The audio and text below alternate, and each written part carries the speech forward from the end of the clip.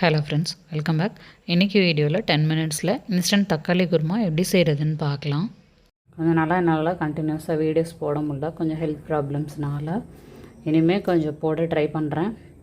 Instant குருமாவுக்கு நான் ஒரு 5 தக்காளியை இந்த மாதிரி அரைச்சி எடுத்திருக்கேன். இப்போ ஒரு கப்பு தேங்காவை ஒரு மிக்ஸி ஜாரில் சேர்த்துருக்கேன். இப்போ இது கூட ஒரு 4 துண்டு இஞ்சி, பச்சை மிளகா, பூண்டு, இது கூட கசகசா, பட்டை, கிராம்பு, ஏலக்காய், சோம்பு, பொட்டுக்கடலை எடுத்திருக்கேன்.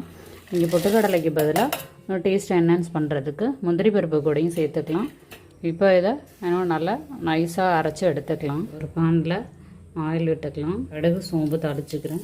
2 பெரிய வெங்காயமும் கருவேப்பிலையும் சேர்த்துக்கிறேன். இதை சேர்த்து கண்ணாடி பதம் வர அளவுக்கு வதக்கி எடுத்துக்கலாம். ஆல்ரெடி நிறைய சைட் டிஷ்ஷஸ் போட்டிருக்கேன்.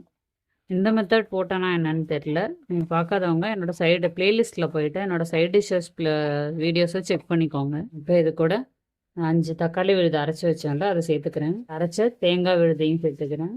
இப்போ இது கூட கொஞ்சமாக மஞ்சள் தூள், குழம்பு மிளகாய் தூள் 1 ஸ்பூன் சேர்த்துக்கிறேன். தேவையான அளவு உப்பு சேர்த்துட்டு ஒரு தடவை நல்லா கலந்து விட்டுக்கலாம். இது கூட கொஞ்சமாக உங்களுக்கு தேவையான அளவு தண்ணி சேர்த்துக்கோங்க. இது கொஞ்சம் நான் கெட்டியாகும். ஸோ உங்களுக்கு தண்ணி எவ்வளோ வேணுமோ கொஞ்சம் கூடவே சேர்த்துக்கோங்க. லைட்டாக கொதி வந்ததுக்கப்புறம் மூடி போட்டு ஒரு 4 விசில் பக்கம் வச்சு எடுத்துக்கிறேன். அதான் கேஸ் ரிலீஸ் ஆயிடுச்சு. ஓப்பன் பண்ணிக்கலாம். கை நிறைய மல்லித்தழையை போட்டுட்டு சர்வ் பண்ண வேண்டியதுதான். அவ்வளோதான். சூப்பரான இன்ஸ்டண்ட்டான ஈஸியான தக்காளி குருமா ரெடி. இது இட்லி, தோசை, சப்பாத்தி, இடியாப்பம் எல்லாத்துக்கூடையும் அல்டிமேட்டான காம்போவாக இருக்கும். கண்டிப்பாக நீங்களும் ட்ரை பண்ணி பாருங்கள். Thank you friends.